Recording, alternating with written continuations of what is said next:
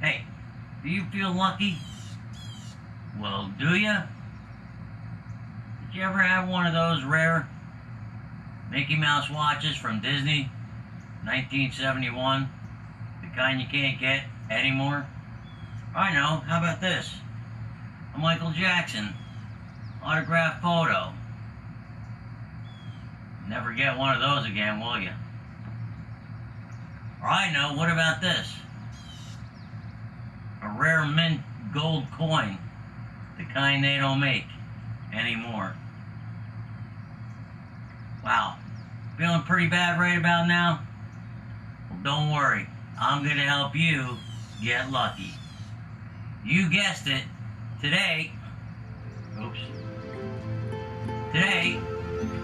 for a limited time, you can get the collector's edition Lost Years CD.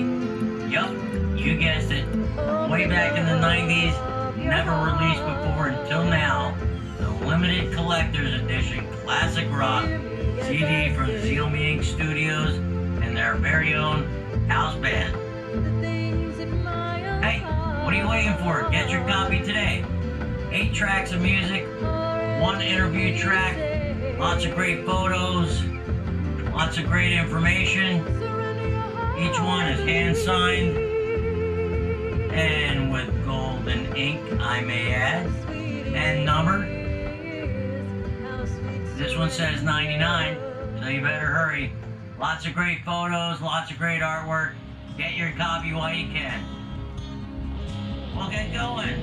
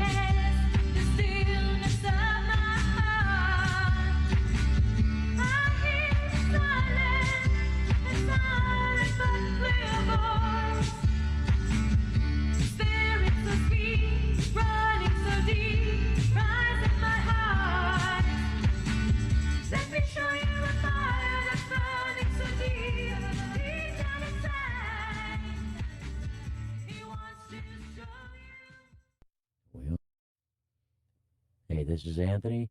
This is the promo for the new CD, The Lost Years. Uh, just wanted to talk a little bit about how the whole thing came together. Originally, I set out to do new music.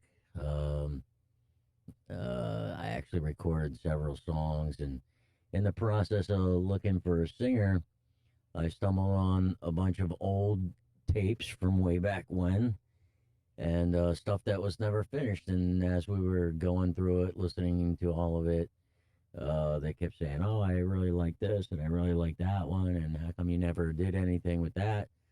And because of all the logistics and had a couple of snags, software glitches, and we really couldn't find the right singer.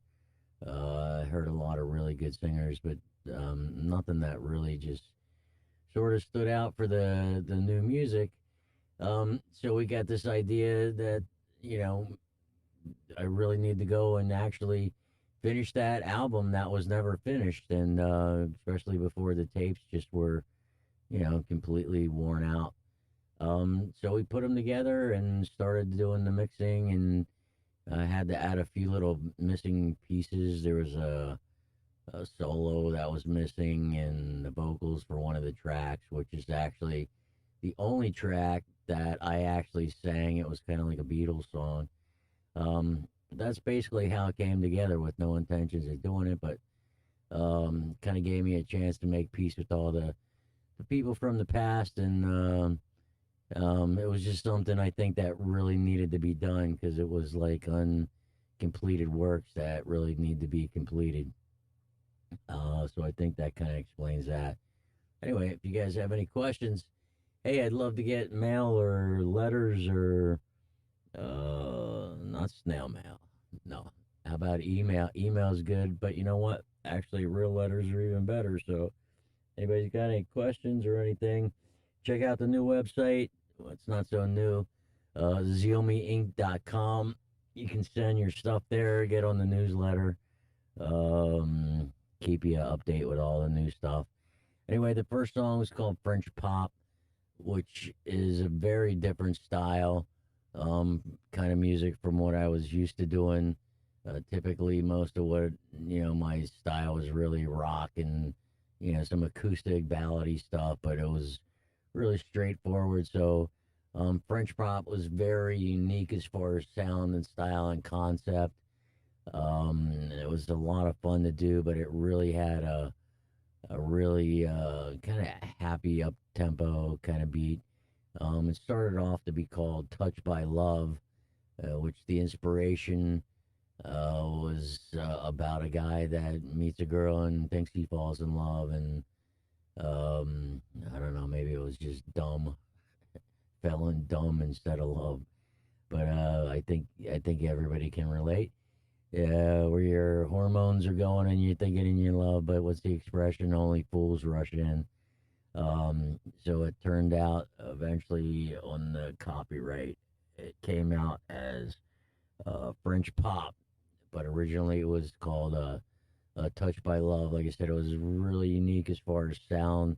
Nothing like what I was used to doing musically wise, because it's really not a rock song at all. But it was really cool. It was really different.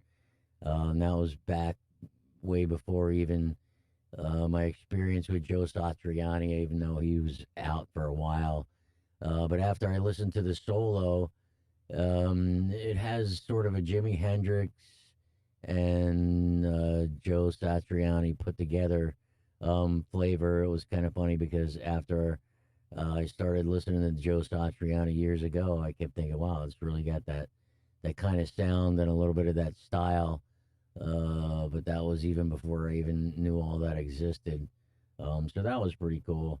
The next song is called Surrender, which is kind of self explanatory. In my adventure, my great adventure here is, all my music and entertainment, business stuff. And let me tell you, it really was a great adventure. One day, I think it's an interesting story. I'd like to share it. I think people would really enjoy. But through everything, I had what I call my religious experience, and I met God in a personal way, and it really, really, really changed my life. I pretty much walked out on the band that I was in, and went in a whole different direction because it was like a blind man seeing for the first time, and I realized that where I was going was pretty much a dead end, and changed directions and walked out of the band, and ended up I hooked up with another singer, and it's another story in itself. But anyway, it's about surrender, where you get to that point in your life and you just kind of surrender it over. The next song is called "Divided Nations." It was actually another unusual song, very different style. Surrender was kind of typical to the style of what I was used to playing acoustically. I filled it up with some string sections and some other stuff, so it gave it a really sweet sound, which I really like the string section backgrounds and some of the more intense orchestrated stuff. But Divided Nations, when I was right in the middle of a fight with somebody, and you know how you feel your heart racing and it's kind of going dum dum dum dum dum dum dum dum. And if you listen to that's the backbone for the song. If you listen to the thing, you can hear the boom boom boom boom boom boom, and it's about basically how to how come people need to learn how to disagree peacefully. And, there's a way to do this, and it's a much better way than, just fighting stupidly. I always say there's good fights and there's just dumb fights. But that was the heart behind it. It was very different. There's like two of everything in that song. Like there's two guitars. One is acoustic and sweet and picking, and the other one's an electric guitar, and it's got the distortion and the really, the round sound and bar chords, and they're two totally different sounding guitars, but put them together and they came up with a really interesting, sweet kind of sound, very experimental. Once again, out of what I'm used to doing musically. There's two keyboards. One is strings. One is like a little xylophone, ding, ding, ding. A couple of sweet notes there, and drums. It started on a drum machine with a real simple beat, just going boom, boom, boom, boom, ba, ba, ba, boom, boom, boom, ba, ba. And that's how I started the whole thing. And it really wasn't enough, and I was trying to figure out how to, kind of fatten it up a little bit. And I had a drummer come in, a real good jazz drummer, and he added some parts to that and really sweetened it up, and that's how that was done.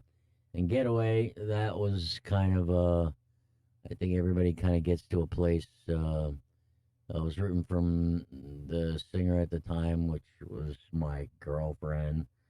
Uh, I'm not going to say much more about that, but I think everybody we were, low budget, and I think just getting tired of being stuck within these four walls, and sometimes you just feel like you got to really get away. And I know you're trying, I think, is another sort of like the end to that, because that was pretty much the end of our whole relationship musically and personally. And I think you get to a point to where that you're trying or know that they're trying as best as they can, but sometimes it's just not. And then there's Money Green Eyes, which I just love the sound of the guitar back then, because I started with a real small machine, analog, which is tape, and the sound was amazing for that little cheapy machine versus the big expensive digital stuff today, which is really one of my great frustrations, but we're tweaking it out. I just love the sound of it. It was kind of jazzy, and threw it down with some drums and really recorded it, never thinking I was ever gonna do anything with it. I just kind of put it in the back burner, and one day for the fun of it, I tried to sing a little bit, and it kind of came out like a Beatles song, and at least the voice end of it, and I really was digging it. And then when I heard it again on the tape, the music was actually pretty tight. Um, so I added a bass line to it and throw in a solo, and I actually just re-sang it. So I added a couple of tracks, and the song came out, I think, really, really well. It's called Money Green Eyes. You know, the typical, how women sometimes look at you, and especially in this business, and just look at your bank book and how much do you have and what do you drive and what kind of house do you live in and all that stuff. And there's a line in the song that says, "To the street and to the court, you took the house and you look for more." I think that kind of says it all, really. And which kind of brings me to the, I don't know, part of the whole story. But and then finally there was a tear for you, or actually not finally, but a tear for you, which is from the perspective of when you lose somebody really close to you, they pass away. You know what it's like um, for the person that was left behind, and um, uh, you really have to listen to the song. The lyrics kind of make sense, like the thrill of time, then what do you get, and having you rest, and it's kind of like you're here for a time, and you enjoy your life, do the best you can, and then heaven we rest. And sometimes I think that's the only place you're gonna get rest and peace in this world. Finally, show you a fire, which was old time sounding song, typical folk from back in the day before I think folks, I don't know, dead altogether. But I recorded it one night watching TV. I just was experimenting around, and you can even hear the TV in the background a little bit in the studio. And I threw on a rhythm track and a little drum machine, added some bass guitar, and I did a really cool little picking kind of solo. And the vocal part, I think, were one of the best that she did for this CD, because she did a lot of layers, and of course with my direction, and it really gave her a chance to soar and really, I think, show her skills as a singer. And that's pretty much it for the CD. Anyway, hey, if you got any questions or want to send me some letters, love to hear from you. Hope you enjoy it. Looking forward to the next project. And that's basically the lost years. So